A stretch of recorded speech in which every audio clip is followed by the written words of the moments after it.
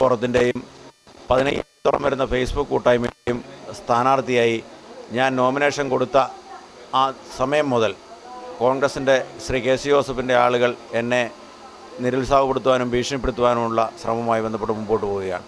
ഒരുപാട് പ്രലോഭനങ്ങൾ നടത്തിയെങ്കിലും ഞാൻ നോമിനേഷൻ പിൻവലിക്കാൻ തയ്യാറായില്ല. ഇക്കഴിഞ്ഞ 2-3 ദിവസമായി വ്യാപകമായ ആക്രമണമാണ് ഇരിക്കൂറിൻ്റെ പല മേഖലയിലും എൻ്റെ പ്രവർത്തകർക്കെതിരെയും അതോടൊപ്പം തന്നെ ബോർഡുകളും ബാനറുകളും നശിപ്പിക്കുന്ന കാര്യത്തിലും കോൺഗ്രസ് പ്രവർത്തകർ നടത്തി വരുന്നത്. ഇതിനെല്ലാം നേതൃത്വം കൊടുക്കുന്നത് ശ്രീ കെ സി ജോസഫാണ്. ഈ കഴിഞ്ഞ ദിവസം നിയോജകമണ്ഡലത്തിലെ എല്ലാ ഭാഗത്തുള്ള മുഴുവൻ പോസ്റ്ററുകളും ബാനറുകളും ഒറ്റ രാത്രി കൊണ്ട് നശിപ്പിച്ച സാഹചര്യമുണ്ടായി. അത് സംബന്ധിച്ച് തളിപ്പറമ്പ് DYSPക്ക് പരാതി കൊടുത്തിരുന്നു. പല പോലീസ് സ്റ്റേഷൻ്റെ പരിധിയിലായതുകൊണ്ട് തളിപ്പറമ്പ് DYSPക്ക് പരാതി കൊടുത്തെങ്കിലും യാതൊരു നടപടിയും ഉണ്ടായില്ല. കഴിഞ്ഞ ദിവസം ഇന്നലെ വ്യാപകമായി പോസ്റ്ററുകൾ നശിപ്പിക്കപ്പെട്ടു. തേർത്തല്ലിയിലും അതോടൊപ്പം തന്നെ മടമ്പത്തും പയ്യാവൂരിലും ചെമ്പേരിലുമൊക്കെ പോസ്റ്ററുകൾ നശിപ്പിക്കപ്പെട്ടു.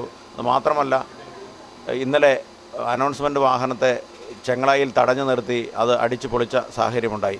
ഇത് സംബന്ധിച്ചൊക്കെ 3ഓളം പരാതികൾ ശ്രീകണ്ഠാപുരം പോലീസ് സ്റ്റേഷനിലും ഒക്കെ കൊടുത്തെങ്കിലും യാതൊരു നടപടിയും പോലീസിൻ്റെ ഭാഗത്തുനിന്നുണ്ടായില്ല.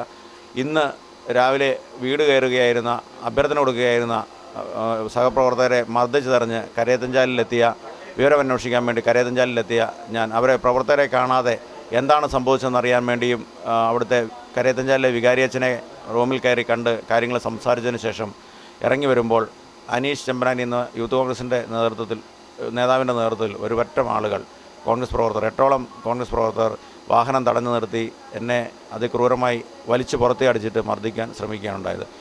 ഡോർ തുറക്കാൻ കഴിയാതെ വന്നതിനാൽ ഇരു കൈകളും അകത്തോട്ടിട്ട് വളരെ ക്രൂരമായി എന്നെ മർദ്ദിച്ചു.